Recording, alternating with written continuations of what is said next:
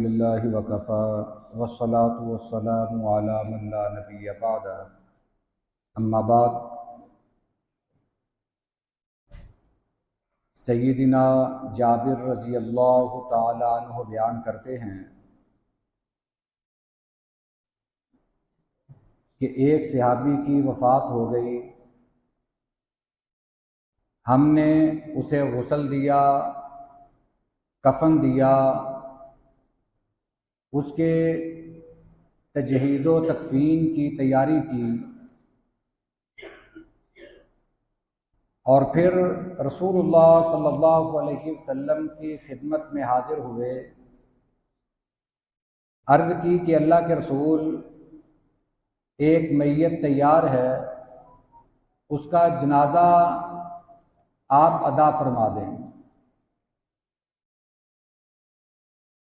نبی کریم صلی اللہ علیہ وسلم چند قدم ابھی چلے ہی تھے،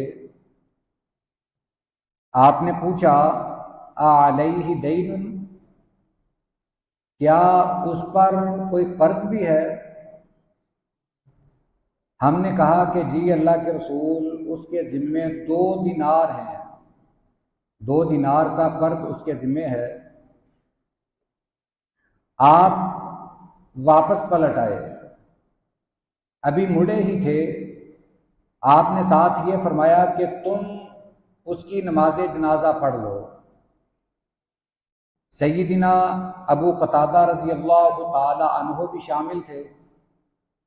وہ عرض کرنے لگے، اللہ کے رسول، میں اس کے قرض کی ذمہ داری لیتا ہوں، آپ اس کی نماز جنازہ پڑھائیے، اس کا قرض یہ 2 دینار میں ادا کر دوں گا۔ پھر نبی کریم صلی اللہ علیہ وسلم نے اس آدمی کی نماز جنازہ پڑھائی۔ اگلے دن آپ نے حضرت ابو قتادہ رضی اللہ تعالی عنہ سے پوچھا کہ اے ابو قتادہ، کیا تم نے قرض ادا کر دیا ہے؟ جو تم نے ذمہ داری قبول کی تھی وہ قرض تم نے ادا کر دیا ہے؟ حضرت ابو قتادہ عرض کرنے لگے، اللہ کے رسول، ابھی تو وہ رات کو فوت ہوا ہے، ابھی تو یہ اگلا دن ہے، میں انشاءاللہ ادا کر دوں گا۔ ایک روایت میں آتا ہے، آپ بار بار حضرت ابو قتادہ سے یہ پوچھتے، جب بھی ملتے آپ یہ پوچھتے کہ ابو قتادہ، تم نے جو ذمہ داری لی تھی وہ قرض ادا کر دیا ہے؟ تو جب حضرت ابو قتادہ رضی اللہ تعالی عنہ نے وہ قرض ادا کر دیا اور آپ کو بتایا کہ اللہ کے رسول، میں نے وہ قرض ادا کر دیا ہے، آپ نے فرمایا الآن بردت جلدتا، کہ اب اس کے جسم کو راحت ملی ہے، اب اس کی میت کو ٹھنڈک پہنچی ہے۔ یہ مسند احمد کی حدیث مبارکہ ہے، اور یہ الفاظ مستدرک حاکم کے ہیں، اس کی سند حسن ہے۔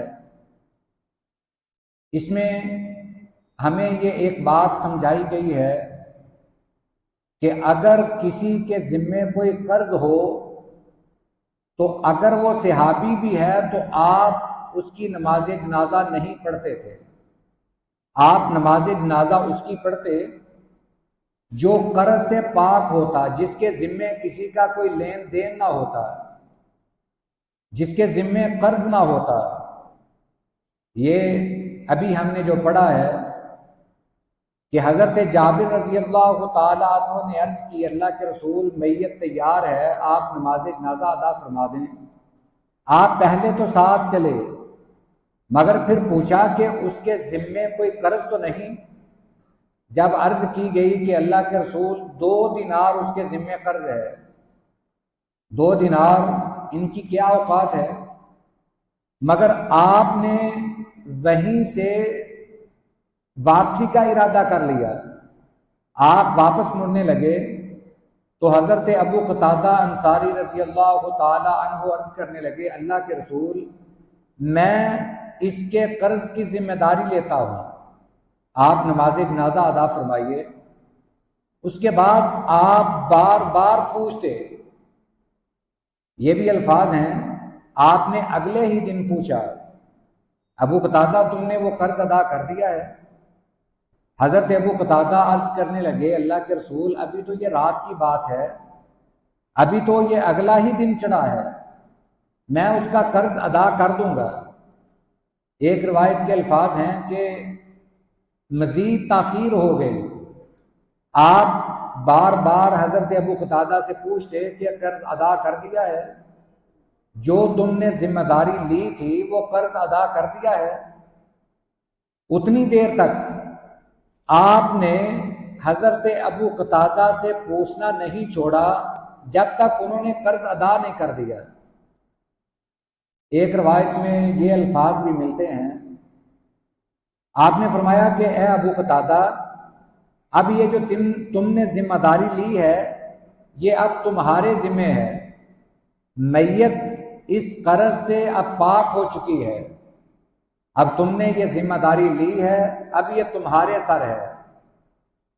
اور نبی کریم صلی اللہ علیہ وسلم نے یہ فرمایا کہ تم نے یہ قرض ادا کیا ہے، جب تم نے قرض ادا کر دیا اس وقت اس میت کی آگ ٹھنڈی ہوئی، یعنی اس کو ٹھنڈک پہنچی، جو اسے عذاب ہو رہا تھا۔